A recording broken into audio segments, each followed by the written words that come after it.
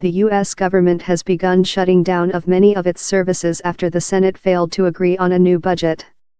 A bill to fund the federal government until February 16 did not receive the required 60 votes amid a bitter dispute over immigration and border security.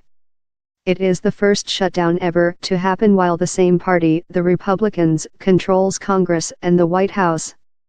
The impasse will affect hundreds of thousands of federal workers, and the recriminations have already begun.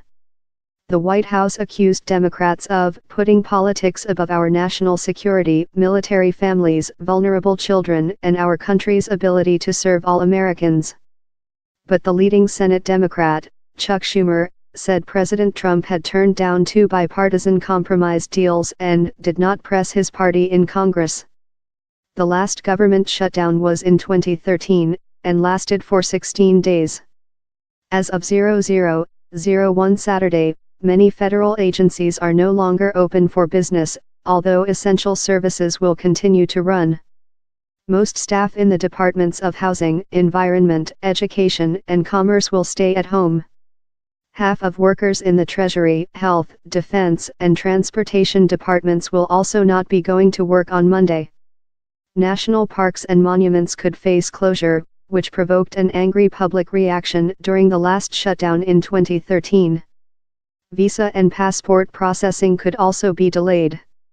But essential services that protect life or human property will continue, including national security, postal services, air traffic control, inpatient medical services, emergency outpatient medicine, disaster assistance, prisons, taxation, and electricity generation. Anthony Zurcher, Newsbay News, Washington. The game of chicken ended with a head-on crash. Republicans are anxious to label this the Schumer shutdown, and, essentially, they're right. Chuck Schumer and his fellow Democrats, with the help of a few Republicans, blocked a bill that would have kept the government open, at least temporarily. Determining responsibility and apportioning blame, however, are two decidedly different endeavors. Democrats will argue that they had a deal with the president on their bipartisan compromise that included immigration reform, only to have him back away during that fateful obscenity-laden Oval Office meeting last week. Republicans will frame this as liberals putting undocumented immigrant protections over military readiness and health insurance for poor kids. The blame game began at midnight, and the winner has yet to be decided.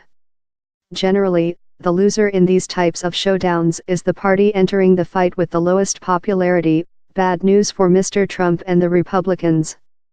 The good news, for both sides, is that their political bases will be thrilled they are playing hardball. Midterm election years, like 2018, tend to encourage this kind of rally-the-base maneuvers. Now that the line has been crossed, this could become a protracted, ugly fight. The main bone of contention has been Democrats' demands for more than 700,000 undocumented immigrants who entered the U.S. as children to be protected from deportation. These dreamers, as they are known, were granted temporary legal status under a program established by former President Barack Obama. In September, Mr. Trump announced he was ending the program and allowing Congress until March to come up with a replacement. The Republican president and congressional conservatives have been using the issue as a bargaining chip in an attempt to wring concessions from Democrats. Mr. Trump wants funding for tough new border controls, including his proposed US-Mexico wall. Republicans added a sweetener to the bill in the form of a 6-year extension to a health insurance program for children in lower-income families.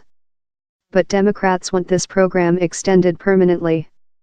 The legislative negotiations went up in flames last week after Mr. Trump allegedly complained the U.S. was letting in immigrants from certain shithole countries.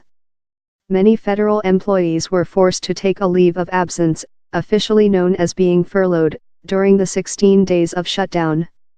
At its peak, some 850,000 employees were off work each day. The cost, in salaries alone, was $2 billion and led to significant negative effects on the economy, according to the Office of Management and Budget. At the time, Donald Trump laid the blame for the shutdown with the then-president, Barack Obama. The problems start from the top and have to get solved from the top, he told Fox and Friends. The president is the leader, and he's got to get everybody in a room and he's got to lead. 10 Unexpected consequences of the 2013 shutdown. Neither party wishes to be held accountable for closing the government as midterm elections loom in November. A Washington Post ABC poll taken before the vote suggested that by a 20-point margin more Americans blame President Trump and his party for the imbroglio, rather than Democrats.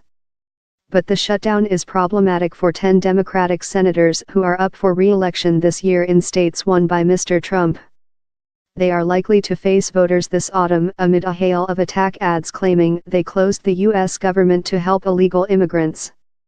Democrats will hope to focus criticism on the president and the Republicans' ability to govern.